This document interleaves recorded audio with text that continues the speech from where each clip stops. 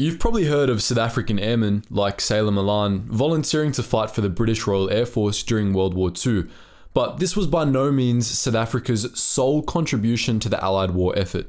In fact, not every South African was pro-British, and some would have fought alongside the Germans if given the opportunity. In this video, we shed some much needed light on South Africa's involvement in the Second World War and the tremendous bravery and sacrifice of its individual men.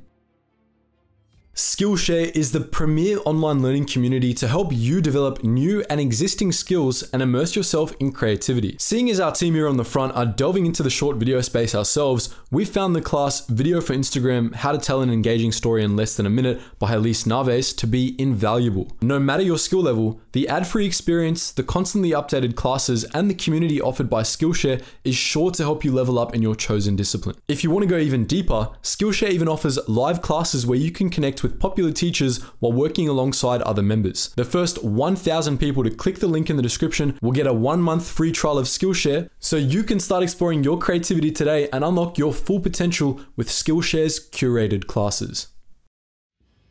At the start of the war, South Africa, officially the Union of South Africa, was a dominion of the British Empire, meaning it was self-governing but still tied to the crown.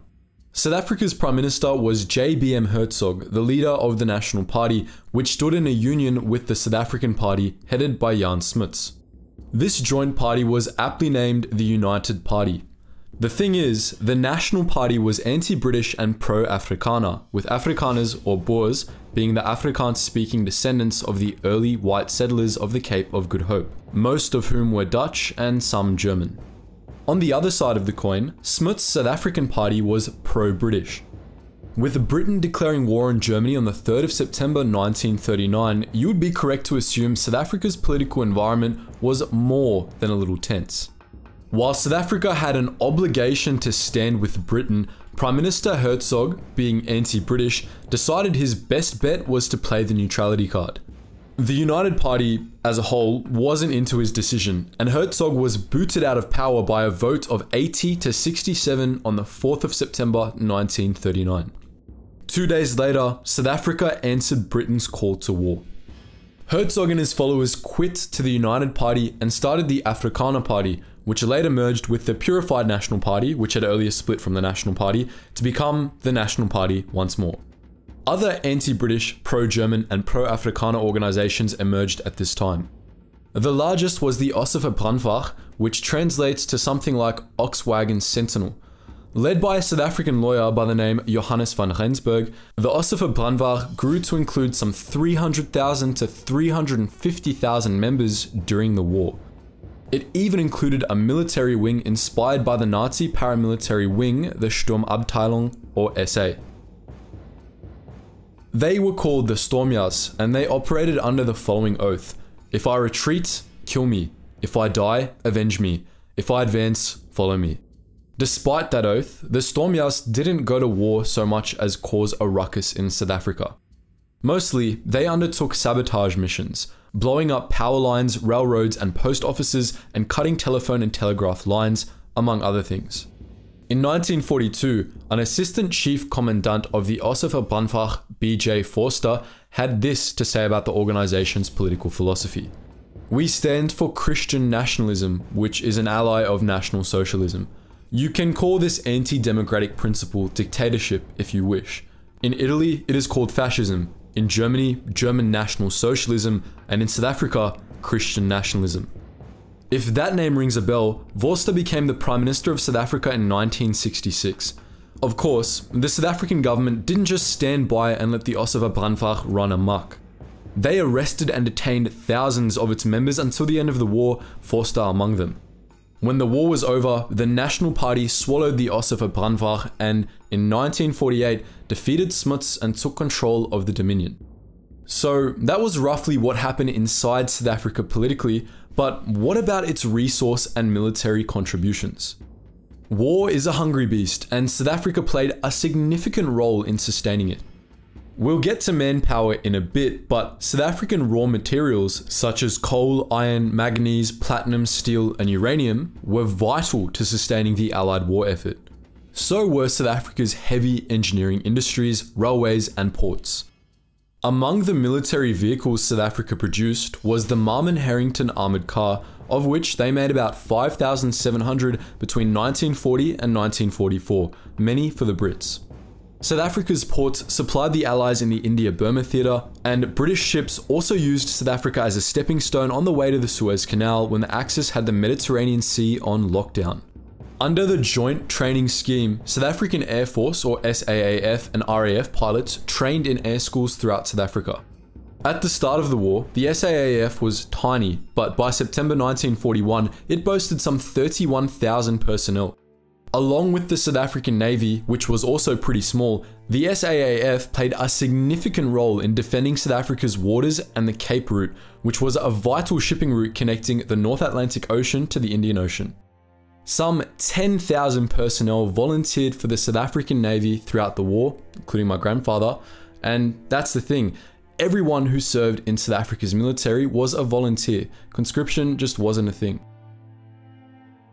At the start of the war, the South African Army, for instance, had just 5,353 regulars, mostly trained and equipped for fighting in the bush. This number grew, but in terms of sheer manpower, South Africa was by no means a top-tier player. Still, South Africans managed to serve with distinction in a number of engagements in North Africa, East Africa, Madagascar, Italy, the Balkans, elsewhere in Europe, and, of course, in the skies over Britain against the Luftwaffe.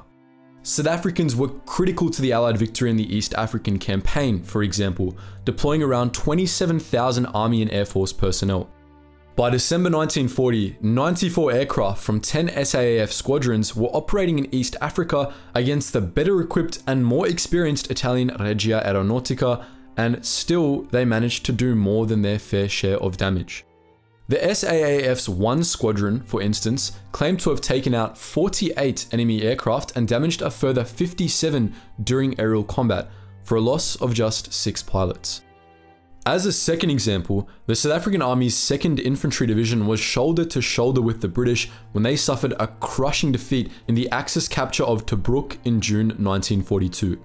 Here, the Allied defenders at Tobruk, Libya, were surrounded by a numerically superior and more experienced joint German and Italian force and made to bend the knee in a fight for which they were not prepared. Of the 35,000 Allied troops stationed in Tobruk, 33,000 were taken as POWs. This number included 10,722 South Africans. Most of them were shipped to POW camps in Italy. Only 188 South Africans, mostly from the Kaffraen Rifles, managed to avoid capture at Tobruk. Serving in the Kaffraen Rifles was a man named Gerard Norton, who after avoiding capture at Tobruk, went on to earn a Victoria Cross in Italy in August 1944. The citation read, "Lieutenant Norton was commanding a platoon during the attack on the Monte Gridolfo feature, one of the strong points of the Gothic line. The leading platoon of his company was pinned down by heavy enemy fire from a valley on the right flank of the advance. Norton at once engaged a series of emplacements in this valley. Single-handed, he attacked the first machine gun position with a grenade, killing the crew of 3. Still alone, he then worked his way forward to a second position containing 2 machine guns and 15 riflemen.